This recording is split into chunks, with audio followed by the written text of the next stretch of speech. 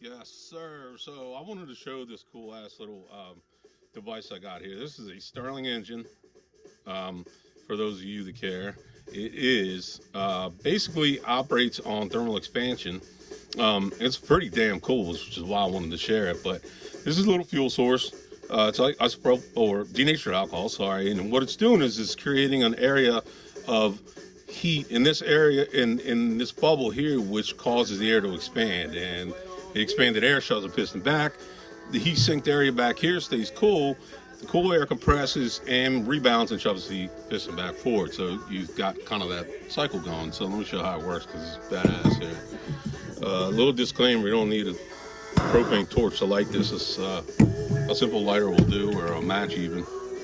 So what's going to happen is that bulb is heating. Once it reaches a certain temperature, I'll be able to give this a quick spin, and the heat and cold transfer there will take over. Almost.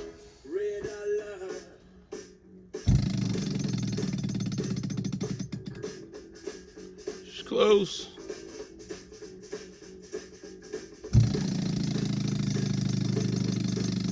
All right. Just burn like a kitten. So there you go. Warm air is expanding, cold air is being compressed, and they're basically challenging each other. Super cool. Badass. Just the colors of it look cool.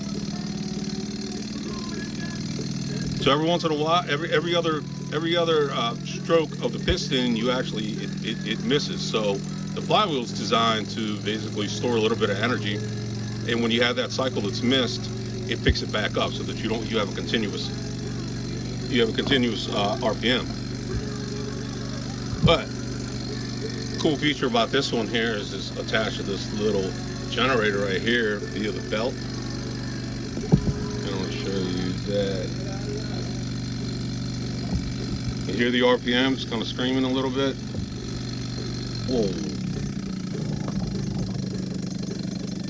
I kind of dropped them down a little bit because now you've got an actual load. Now it's trying to spin this little motor. It hasn't turned a very tiny load on it. So not to nerd out too much, but the reason that the bulb is not staying lit is because it's not quite, I don't know what the ratio is here, but this little engine generator has to be at exactly 60 hertz. Not necessarily exactly, but at least 60 hertz, because then the flash becomes imperceivable to the human eye. So if it looks like right now it's maybe in the 40 to 45 range, you can kind of just see a buzzing, but once it hits 60, it's still flashing. That's how alternating current works. You're having an on and off cycle, but once it reaches 60 hertz, you no longer see it. Your eyes no longer perceive it. So what you see is a completely running light. But anyway, it's nothing to do with the light. It's all about the little Stirling motor. Anyway, so I thought it was a badass one to share.